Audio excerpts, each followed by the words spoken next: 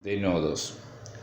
El método de nodos se basa en aplicar la primera ley de Kirchhoff en un circuito, es decir, la sumatoria de las corrientes igual a cero, o sea, por principio de conservación de carga, y plantea tantas ecuaciones como nodos menos 1 tenga dicho circuito, ¿sí?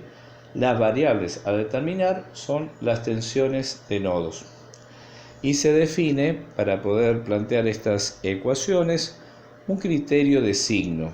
Esto es, tanto para las corrientes de ramas, que podríamos considerarlos entrantes positivos o negativos, saliente a la viceversa, y también plantea uno de los nodos que forman parte de dicho circuito como de referencia.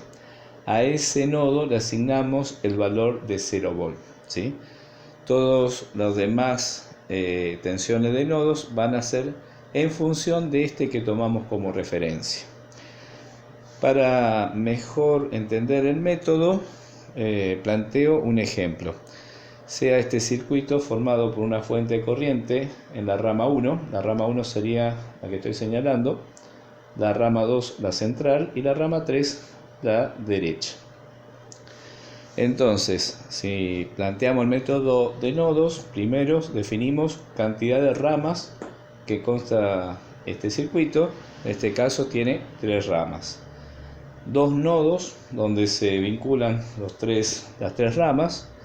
Por lo tanto, tendría que plantear una única ecuación para resolver este circuito. Si tomamos a V como tensión de referencia, V como 0 volt como nuestra referencia, lo que nos queda es calcular la tensión en A. En la rama 1 tenemos ya la información de que esta corriente vale 1 ampere, es decir, va a formar parte del término independiente y es una información valiosa. En la rama 2, si nosotros partimos de B y suponemos que las corrientes positivas entran en A, es decir, que estoy tomando como signo o criterio de signo que las entrantes al nodo son positivas, quiere decir que una de las tres o dos de las tres va a ser negativa. Por lo tanto, esa negativa significa que la corriente está saliendo del nodo. Entonces, lo seguro es que en la rama 1 está entrando I1, por lo tanto I1 es positiva porque está entrando en A. En la rama 2 todavía no tengo en claro cuánto va a valer esa tensión UA, pero vamos a plantearlo. Si yo parto de V, de acá sale la corriente con un potencial V, la suma de las tensiones de esta rama sería V, la corriente iría de B hasta A, por lo tanto E2, la corriente entra por el borne negativo, sale por el borne positivo, por lo tanto E2 está sumando a esa corriente. UA es el potencial a vencer. Entonces V más E2 menos UA, esas serían las tensiones en esa rama, sería la caída que se produciría en R4. Si dividimos esa tensión resultante, que sería la tensión en R4 por R4, es entonces la corriente que tengo en la rama del medio. Si no se entienden, pueden hacer consultas en el horario de clases. Entonces, si a V tomamos como 0 volt, acá queda cancelado, solo tengo dos términos, la tensión de la fuente E2 y el potencial en A, que es el que quiero determinar. Luego, planteamos para la rama 3, también suponiendo que la corriente va de B hasta A. Salgo de B, por lo tanto V, si entra la corriente por el borne positivo y sale por el borne negativo, E3 se está oponiendo a esa corriente que yo estoy tomando como positiva. Finalmente tiene que vencer UA, la caída de tensión total, y esas caídas de tensiones se van a repartir entre los dos elementos que están formando esa rama, R1 y R5.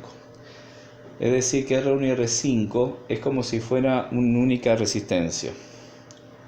Entonces, ya tengo las tres corrientes definidas en función de la tensión UA, que es nuestra variable a determinar.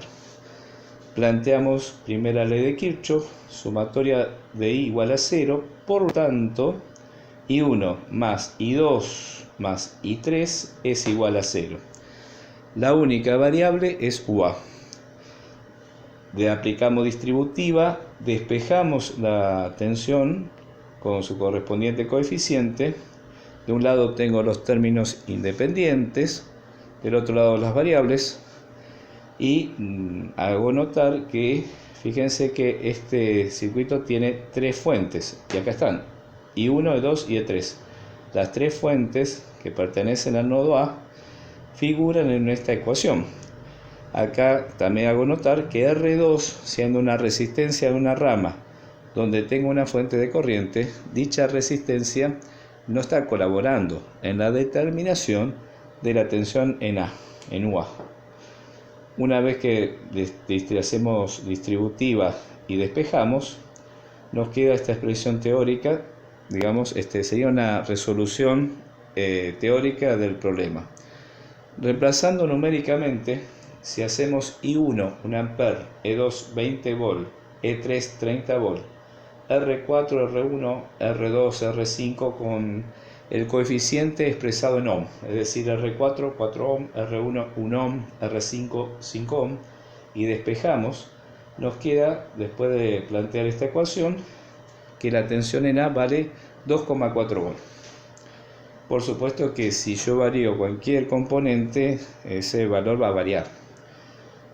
Una vez que determino la tensión en UA, puedo saber qué corriente tiene cada rama, reemplazando este valor en cada expresión, en cada corriente de rama que habíamos planteado previo.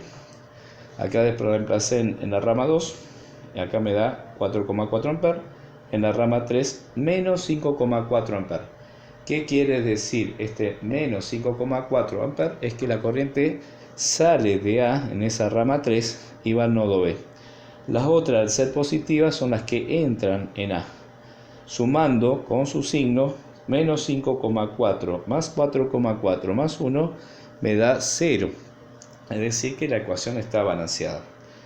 Este método, conjunto con el método de Maya, constituye el tema de análisis de circuito, ¿sí? Y estamos trabajando corriente continua para afinar, para familiarizarse con estos métodos.